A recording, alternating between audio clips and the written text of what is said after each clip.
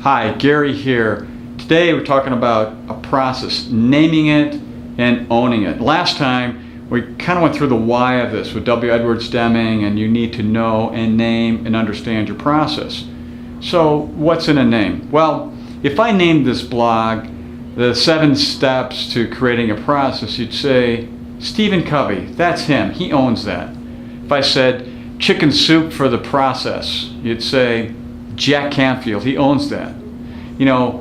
So in your particular company, your philosophy, your mission, your vision, what is it that's really uniquely you?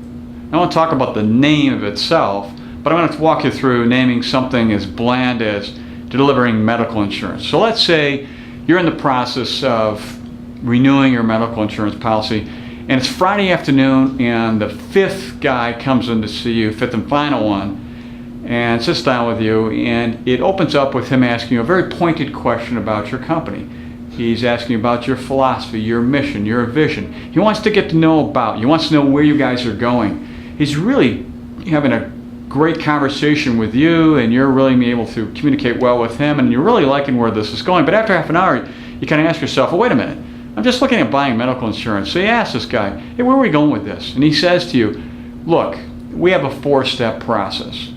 And the first step starts off with make you happy medical process, and it's an assessment. Okay, that's interesting. Step 2, we're going to have the healthy plan evolution, and that's where we're going to make a recommendation about what to do with your particular health care plan as it matters to you and your staff, your employees. Third, we're going to have the healthy game plan. We're going to implement this thing, and on an annual basis, we're going to be evaluating and looking at this plan to make sure it still fits. And then finally, we've got the continual happy health experience. Well, what's that about?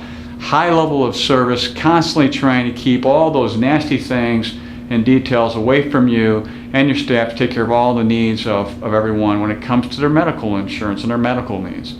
Now, this is pretty cool. It sounds like this guy knows what he's doing. He's gotten to understand you. He has a whole process. And in this crazy, very commoditized world of medical insurance, he's offering you something entirely different. And there's no doubt in your mind, of the 5 folks that you've interviewed, this is the guy. Why? He owns his process. He understands his process. You get it. You see it very clearly, and you want to have part of that.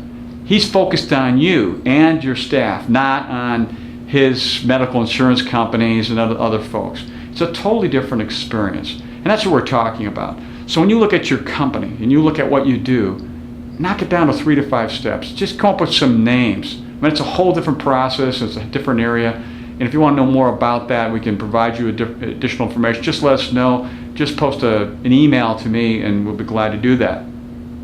But just remember what Deming said.